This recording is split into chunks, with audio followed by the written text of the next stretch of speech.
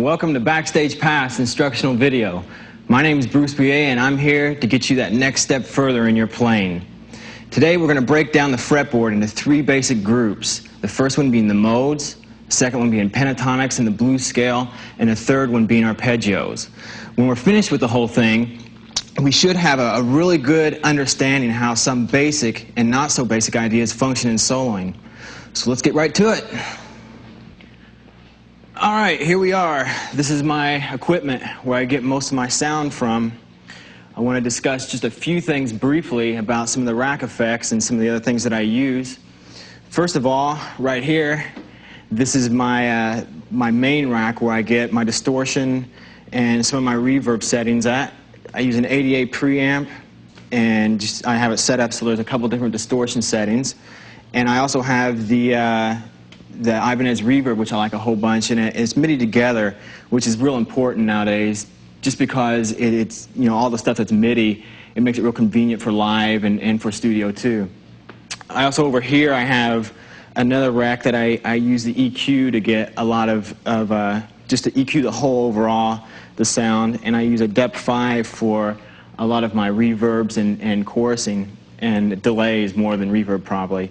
And I run everything through a hush. And it's all basically, you know, so it just quiets it down. This down here is my pedal board, and I just have it set for a rhythm with chorus, a loud button, a rhythm without chorus, and then just a clean channel. And right here, this switches me from tuning to playing. So that's my basic sound. I usually live, I run 9 412 cabinets. And today I have 2 in here, so there we have it. Okay, let's get into some more of the learning process now. I want to cover the modes first, but before we do that, we're going to have to get tuned up. So let's get tuned. I'm going to start from a high E to a low E, and here's your first pitch.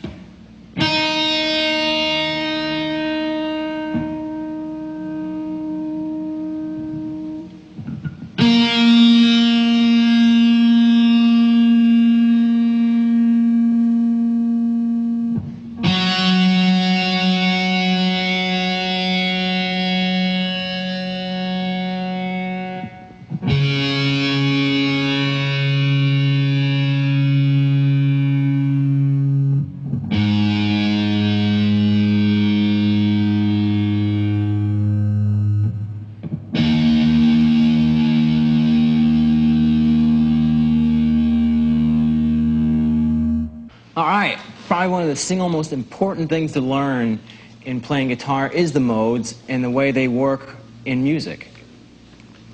I've got a chart I've made, and taking a look at it, we see we have C major and A natural minor mapped out from root to octave.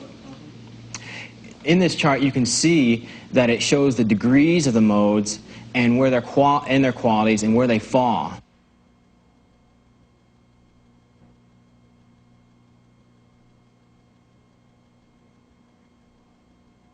One thing that you may have already noticed is the mode and the quality of the mode is consistent throughout the key. It's real important to understand that all the modes in the key use the same notes. For example, Aeolian uses A, B, C, D, E, F, G, and back to A.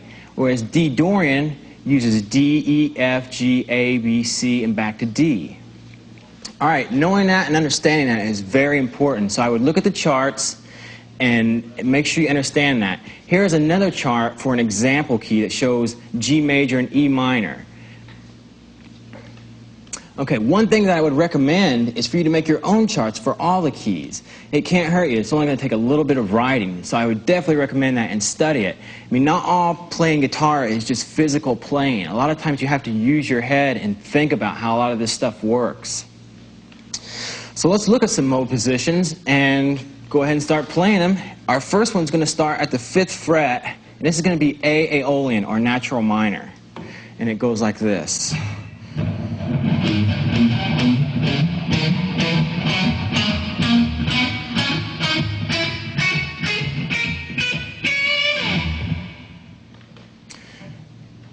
Our next position is going to be B Locrian.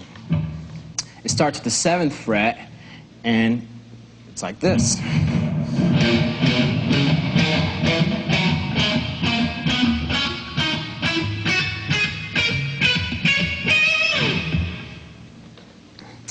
As you can see so far, we've been using those same notes. So make sure that you're really getting a good understanding and seeing how this works. We're just starting on another degree of the scale. For instance, B Locrian, we just started on B and played B to B for our B Locrian mode.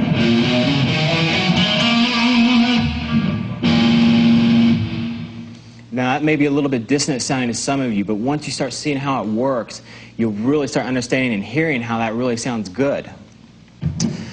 Let's move on. Our next position is C major, C Ionian, and it starts at the 8th fret, and it goes like this.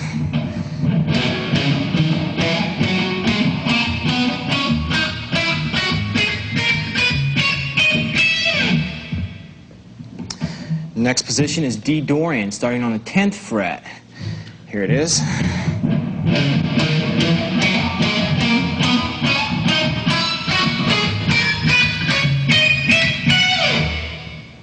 Moving right along to E Phrygian, starting at the 12th fret.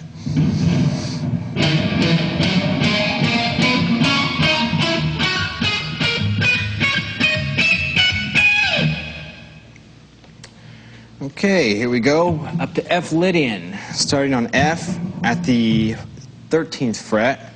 It's going to go like this.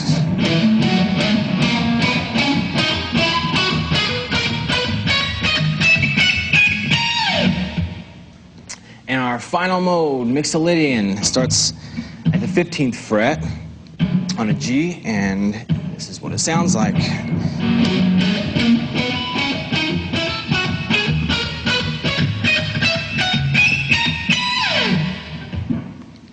Now that you have these positions down, or at least you've went through them and seen all the different positions and how they connect, the first thing to do is go through and find similar mode versions in smaller forms. Say, for instance, we're in Aeolian. Well, we know we can play it at the 5th fret, but you don't want to limit yourself just to that. You're going to have to find all the positions around the neck, because if I'm in a position right here, I don't want to have to always shift this, and I may not want that low of register of A natural minor. So, for instance, maybe you could go to the 14th fret. Here's an A, and play A Aeolian right here.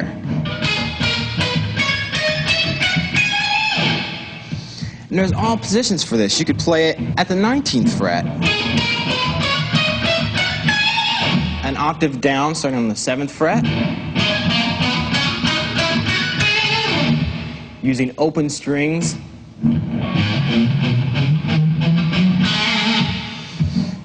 The thing I'm trying to get across here is that you should not limit yourself at all just to one position.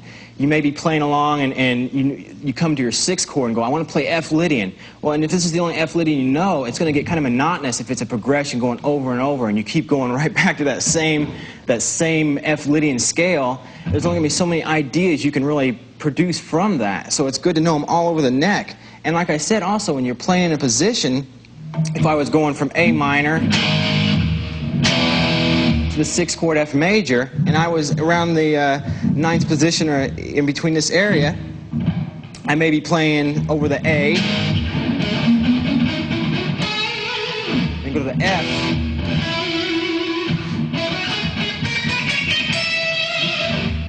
so you can see how valuable the modes really are.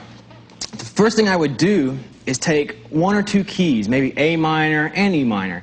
Learn them inside and out, upside down, everything. Get all the large positions, the smaller positions of the modes for each degree of the mode for the whole key. Know it so well that you don't even have to look at your neck when you're playing it. And the next thing I do when I was practicing this, since these scales are lined up 3 note per string, you can get a lot of speed out of them because your synchronicity between the 2 hands is going to build very quick because you're doing the same patterns over and over.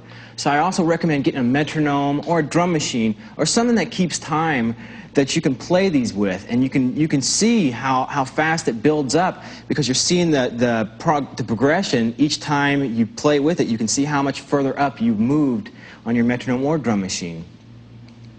And with that in mind, you can start practicing on those, and let's move on. Okay, now that we know these positions of the modes, one thing that you want to do is start going through the neck and finding smaller positions. Pentatonic scales is one of my favorites because it breaks up the monotony of playing just a regular major or minor scale. And it also phrases real well because of a lot of the two-note per string patterns. The pentatonic scale is a 5-note scale, pent, 5-note. And it's made up of 5 notes, so it sounds sort of like this.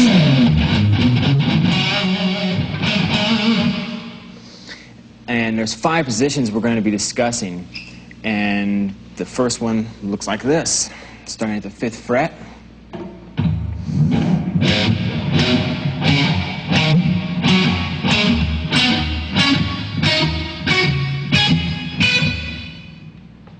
Okay. Moving right along, we have our second position, which starts to the 8th fret. It looks like this.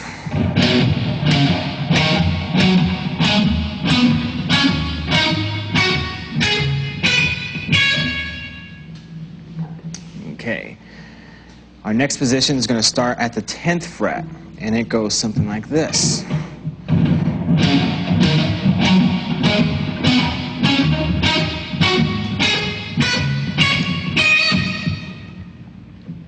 Two more to go. Our next one starts at the 12th fret, and it looks like this.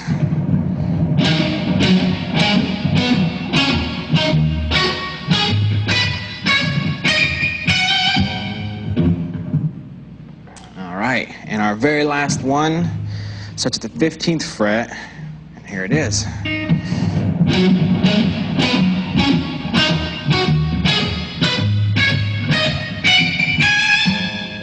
Then after that, you just repeat. You start with your first position again at an octave higher.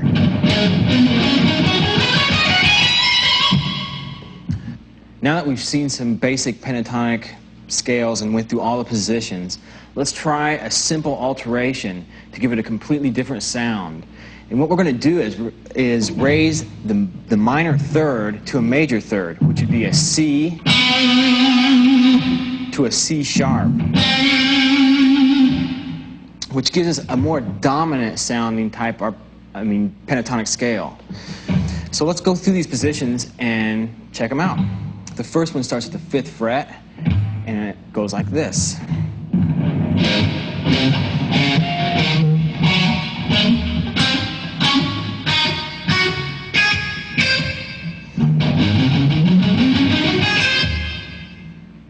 Our second position starts at the 9th fret, and it goes like this.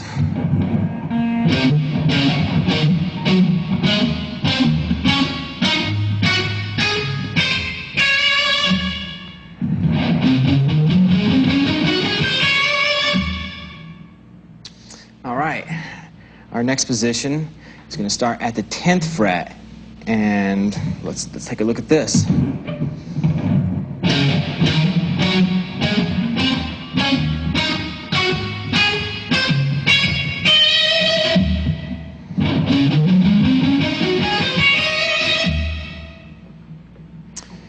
The next position will be starting at the 12th fret, and here we go.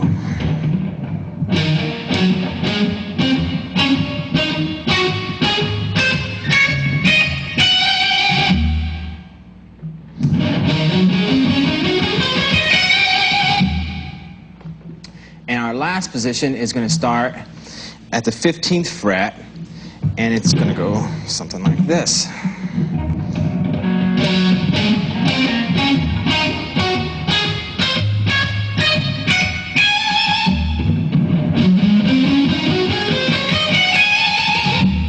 So let's try listening to this over a chord or a tonality. Let's move these positions to E dominant, and I'm gonna have an E dominant chord playing in the background, and I'm just gonna noodle around with it and give you an idea of how this sounds over a chord.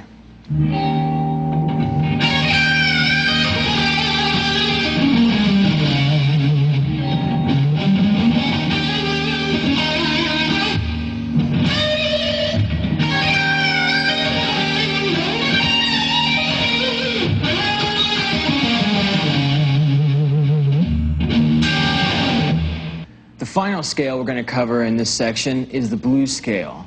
It's real similar to the minor pentatonic, except for it's a 6-note scale. And we're going to add the flat 5 to the minor pentatonic shape, which would sound like... And the name pretty much says it all. It sounds real bluesy.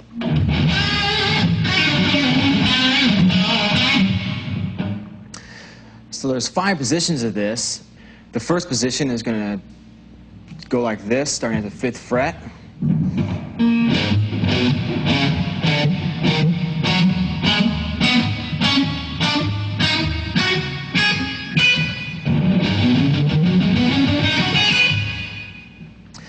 Our second position is going to start at the 8th fret, and it's going to go like this.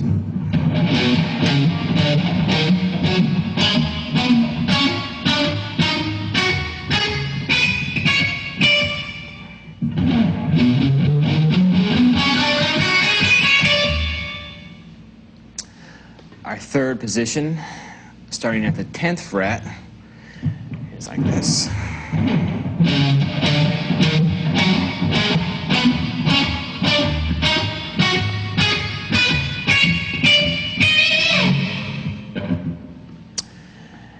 Our last two, our fourth position is starting at the 12th fret, and here it is.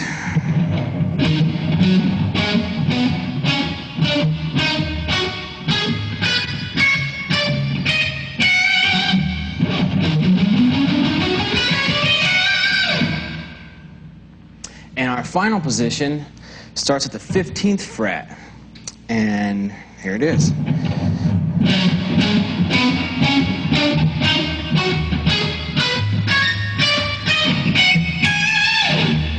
Then you would just repeat like the others to the octave of the scale, which would be our first position played up an octave.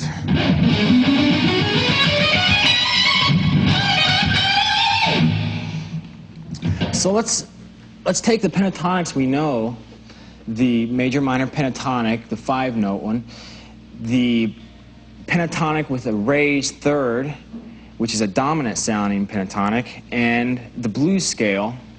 And I'm just going to hit an E chord, and I'm going to mix them up, and you can hear kind of the tonality you get from combining all 3 of them together. These will be in E. Ready?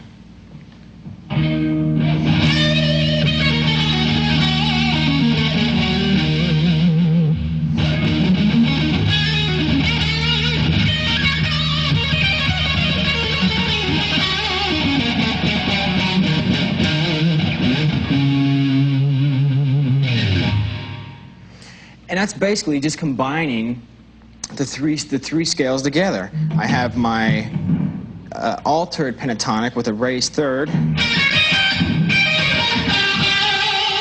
and combine my minor pentatonic with it, the minor third to the major third,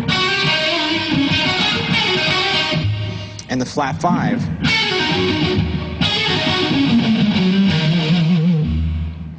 And it can sound real bluesy, or you can put it in a more rock context.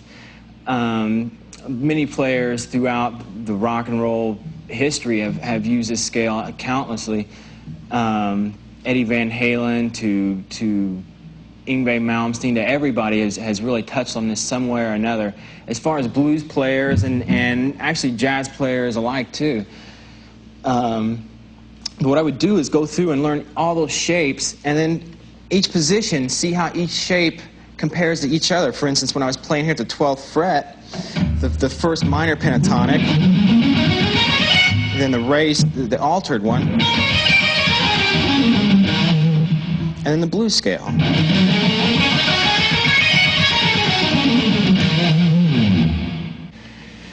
So I would recommend maybe a progression. A lot of times on this, a good one to start off with is a 1-4-5, which is a typical blues progression. And try soloing over it with these scales.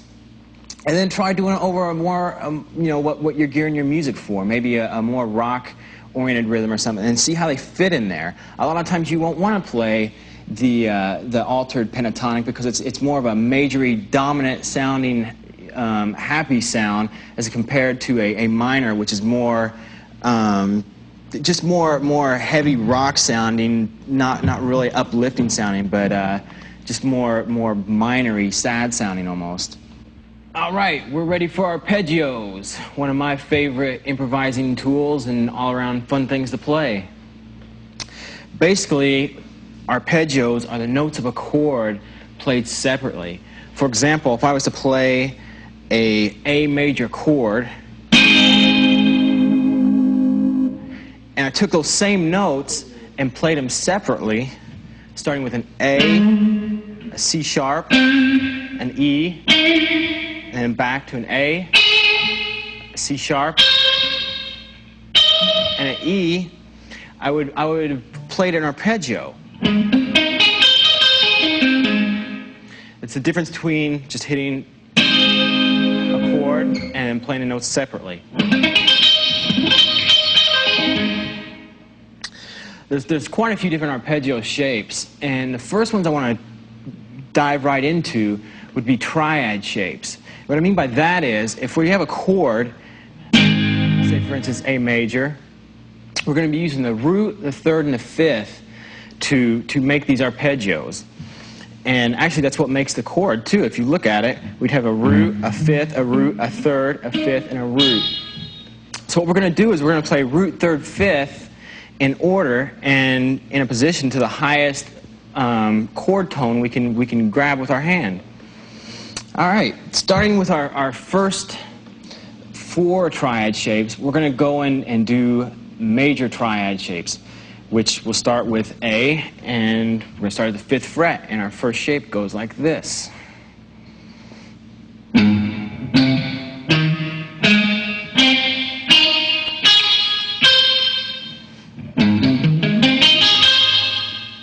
And before we go any further, a lot of you may be wondering how I'm picking these, and with arpeggios it's real important. I take it for granted that a lot of people know that all the scales and stuff like that you should alternate pick for good technique, but this is kind of a more recent idea is to play with as many downstrokes or upstrokes in a row. So just a real easy rule to remember is if you're starting with 2 notes on a string, 2 notes per string for your starting, you want to start with an upstroke and then down to lead into the rest of your notes because you're getting more downs in a row. If you were to start with a downstroke for your first note, you'd have a down, up, down. So you're almost doing an alternate there. You want to get as many ups or downs in a row. So that would pretty much come out like this. And it's real easy. You can play these arpeggios, a lot faster doing that way. I mean, trying to alternate pick that would be fairly impossible. Although I've seen it done, but not as well as this technique works. Okay, moving on to our next shape or position of major triads. We're going to start at the 9th fret on the E string, and this is going to be starting on the 3rd of the chord tone, the major 3rd from A, which is C sharp, and it's going to look like this.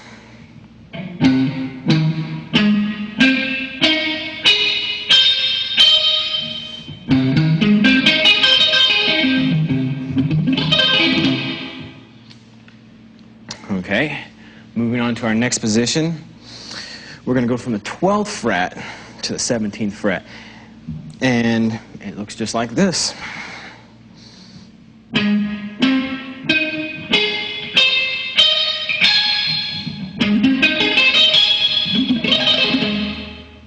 The last shape we're going to show borrows a whole lot from the last position, and the only difference is that it requires a little bit different hand shift, and we're also going to be starting on the fifth degree of the arpeggio, and we're going to the high root at the 17th fret. So we're starting from the 12th fret to the 17th fret, which would be the 5th to the root, and it's going to go like this.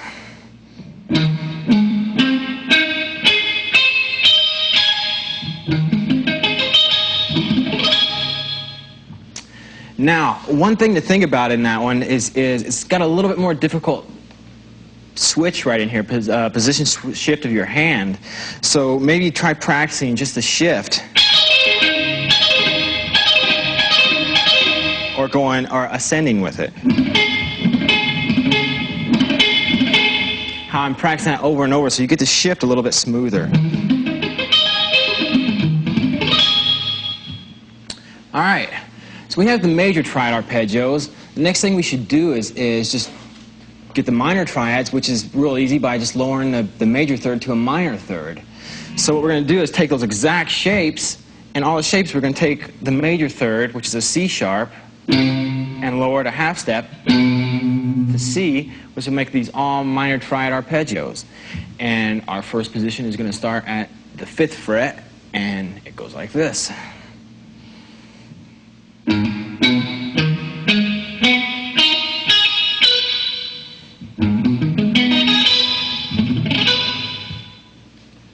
Okay, our next position is going to start on the 3rd degree of the scale, and it's going to be the minor third, and we're going to go up to a high 5th, and it's going to sound like this.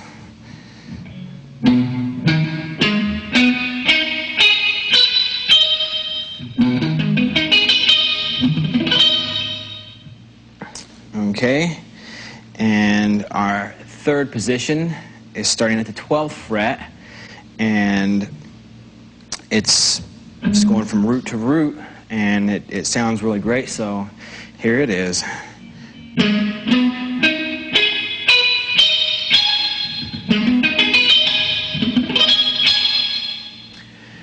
And our last one, as before in the major triad arpeggios, this one borrows a lot from the same position we just played, but we're going to start on the 5th degree of the arpeggio and go up to the high root, which will be starting at the 12th fret to the 17th fret. And it has the same sort of hand shift, but just a little bit different because we have the lower thirds, so it goes like this.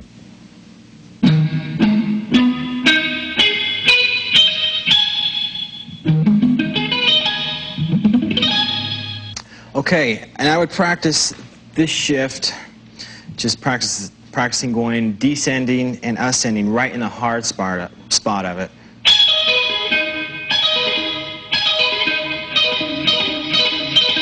Or ascending. All right, let's move on to some 7th type arpeggios, which means we'll be using the root, the 3rd degree, the 5th degree, and the 7th degree to make these arpeggios. For an example, let's take a look at a dominant 7th chord, which means we're using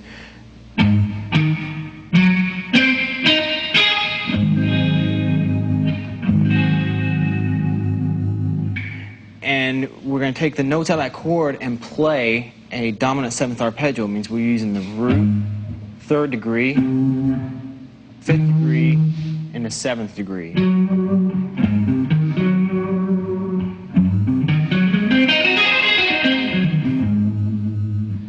Okay, let's start off with our first position of this, which I already just played, but we'll play it slow once.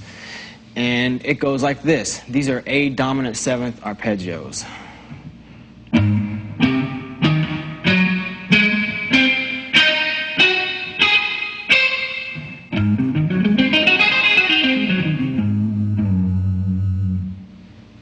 Okay, our next position is going to start at the 9th fret, and it goes like this.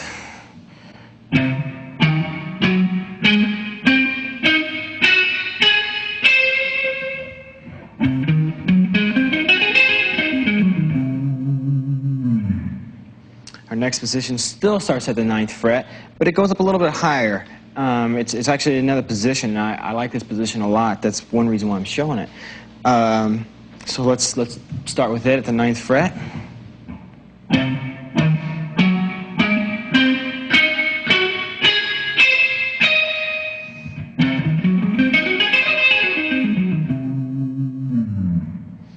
Okay, 2 more to go. Our next one is going to start at the 12th fret, and it goes like this.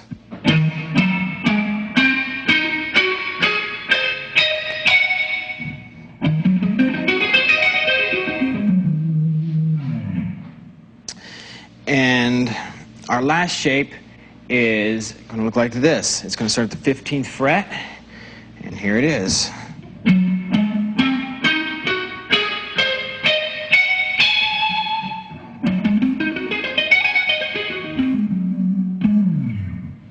Okay, next let's move on to some minor 7 flat 5 arpeggios.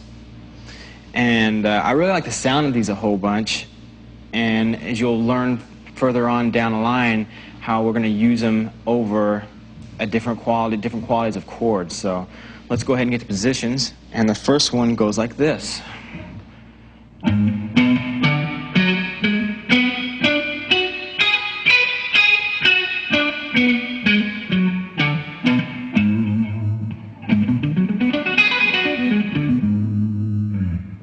Tone. Okay, the next shape is going to start at the 7th or 8th fret, excuse me, and it's going to go like this.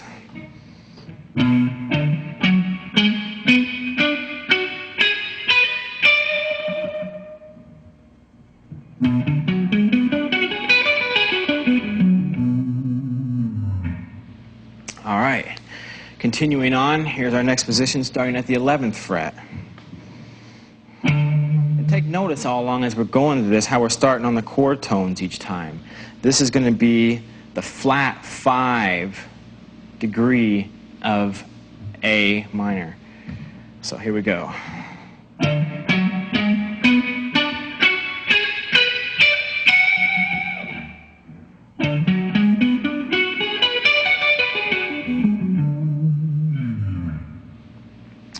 Okay, moving on to our last position. It's going to start at the 15th fret, and this is what it looks like.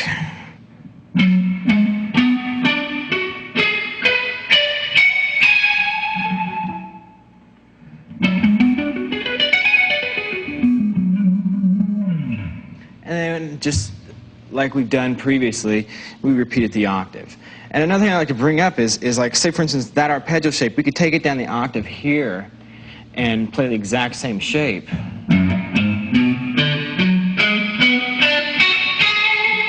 If you want to know all the positions of the neck, just not from the 5th fret up, you definitely want to get every position, which includes down here too. Let's outline the modes now with the arpeggios we've just learned. Putting the chart back up on the screen, we can see that each mode degree has a quality. For instance, A Aeolian is minor, B Locrian is minor 7 flat 5, C Ionian is major, D Dorian is minor, etc. What we're going to do is take each mode and put together all the arpeggios of the neck. So it's real simple. What we're doing is taking an A minor chord and playing all the arpeggio shapes up the neck.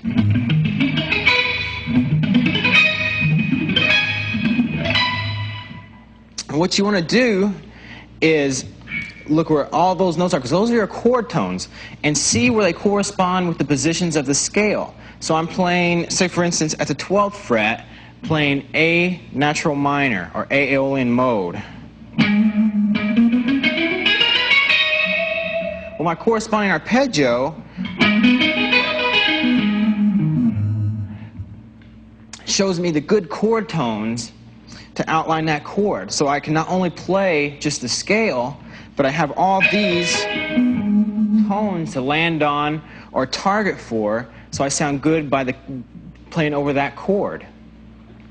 So if I was to take, for instance, F Lydian, which is the major 6th chord in A minor, then I'd have all the major arpeggios up the neck for my chord tones, and I would find the corresponding F Lydian scales to go along with those arpeggios. So now your thing to do is to go through of each degree of the mode and work this out. It's real simple, take my word for it, and find all the different ways you can incorporate those two things together over the chord.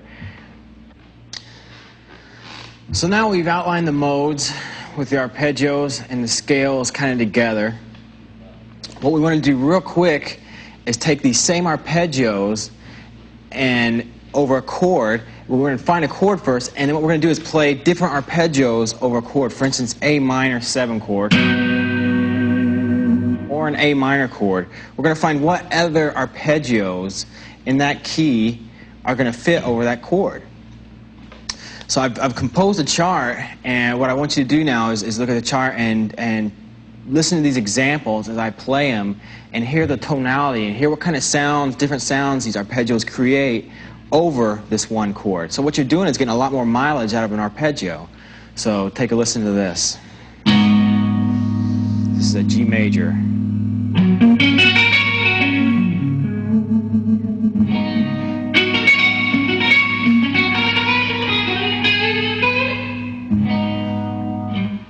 Okay, the next one is going to be an E minor, and it sounds like this.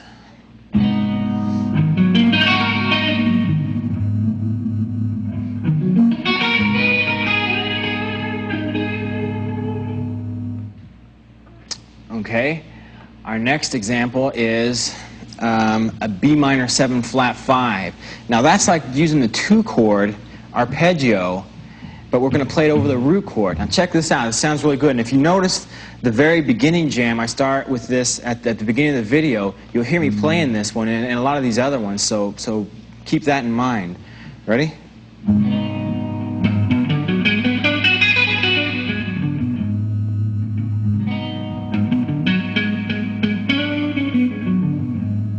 Sounds great.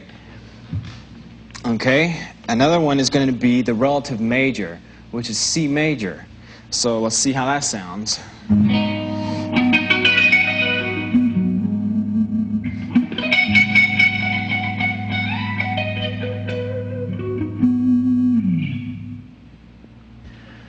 Now that you've heard these examples, the thing for you to do is go through that chart, see which arpeggios work over the chord, try them out, try making up your own ideas and licks. You don't necessarily only have to play over one chord, just a minor triad arpeggio, for instance. Like if I was in A minor, I'm not just going to play an A minor triad arpeggio. I can play all the other ones we just explained, or I may combine a couple of them. I may combine A minor and C major, just for starters. An A minor chord, please. One more time.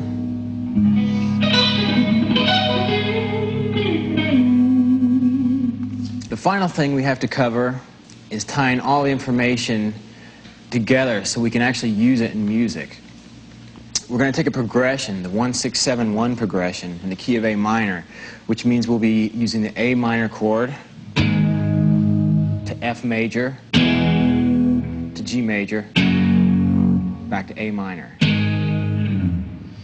Now I have a chart, and what I did is put your possibilities to play over the chords, over the changes, all the possibilities to play on that certain chord.